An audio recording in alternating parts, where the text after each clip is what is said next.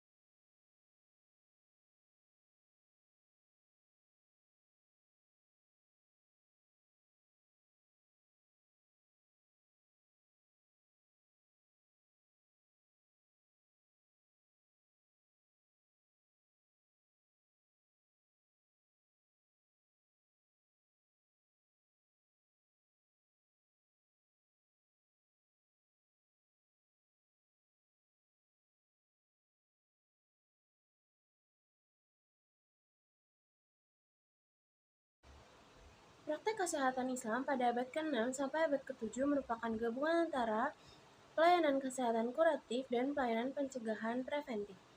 Praktek kesehatan Islam masa awal ini juga tidak membedakan antara perawat dan dokter, karena fakta telah menunjukkan bahwa hampir seluruh proses itu dilakukan oleh perawat sekaligus dokter. Maka, istilah atau sebutan khusus dan klasifikasi perawat maupun dokter tidak dikenal pada masa ini. Ketika Islam tumbuh pada abad ke-7, tradisi kesehatan Yunani dan Persia tetap hidup melalui para dukun dan tabib yang mendominasi praktek kesehatan yang masih digunakan sampai pada masa Islam.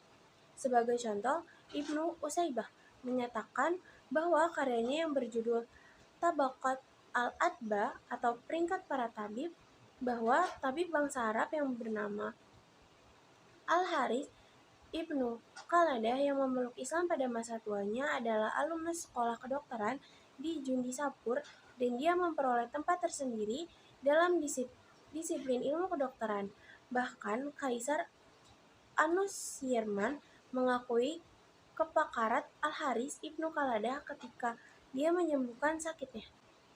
Kebutuhan akan peran ahli kesehatan lebih tinggi ketika terjadi peperangan yang dilakukan umat Islam.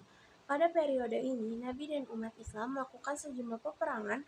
Setidaknya riwayat dari Sahih Al-Bukhari, peperangan yang dilakukan atau diikuti langsung oleh Rasulullah SAW berjumlah 16 kali. Sementara dari riwayat Muslim menyebutkan Rasulullah SAW berperang 19 kali.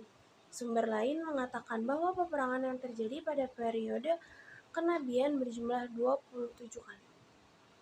Peperangan tersebut menimbulkan banyak korban jiwa dan cacat fisik maupun mental.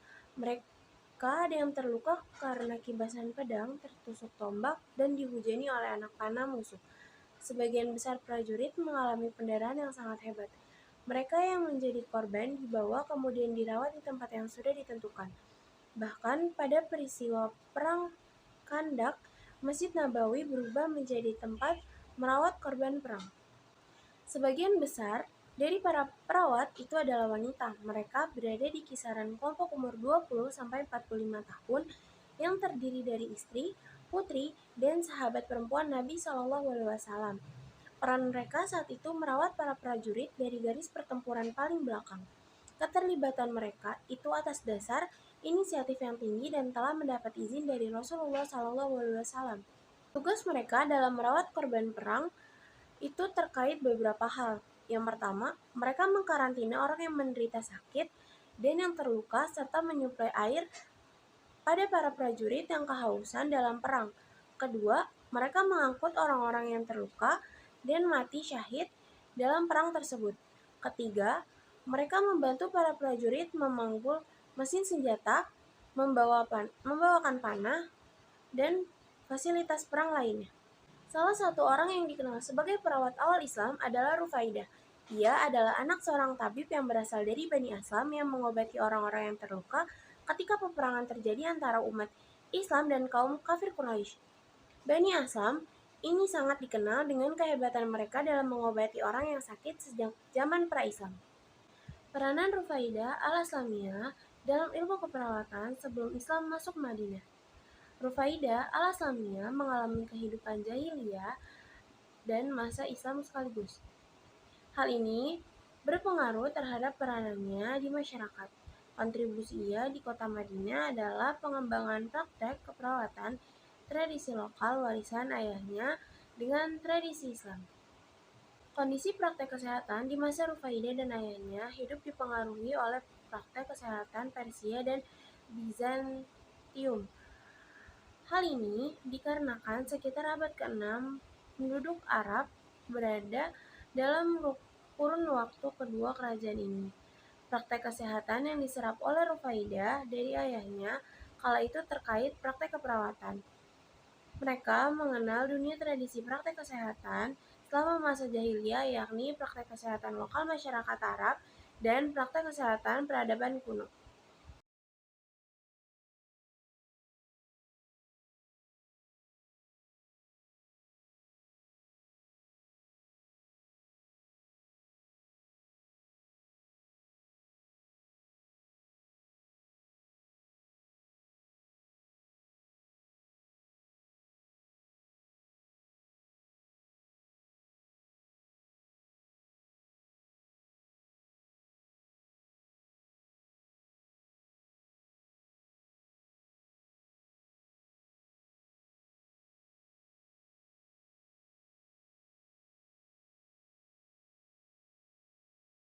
Praktek kesehatan lokal masyarakat Arab terbilang masih sederhana sesuai keadaan geografis.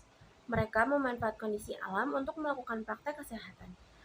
Mereka sebagian besar bergantung kepada hewan dan tumbuhan yang ada di sekitar mereka, seperti jintan hitam, air kencing unta, empedu hewan buas, susu keledai betina, dan lemak cair dari ekor domba. Biografi Rufaidah terdapat hal yang cukup jelas dan ada pula yang kurang jelas. Bisa dipastikan, ia hidup kurang lebih pada masa sebelum dan sesudah Islam masuk ke Madinah. Ia lahir di Yatrib sekitar 25 tahun sebelum kedatangan Rasulullah SAW. Jika pendapat ulama ini benar, maka ia lahir sekitar tahun 597 Masehi. Ia berasal dari kalangan para tabib. Ia memiliki seorang ayah yang bernama Sa'ad al-Aslami. Ayahnya adalah seorang tabib terkemuka, bahkan seorang pemimpin atau imam para tabib di kalangan masyarakat kota Madinah. Ayahnya juga dikenal memiliki kemampuan pengobatan yang dikenal di seluruh Jazirah Arab. Bahkan masyarakat mengklaim bahwa ayahnya dapat menjadi perantara dalam menyembuhkan penyakit melalui doa-doa dan jimat yang ia miliki.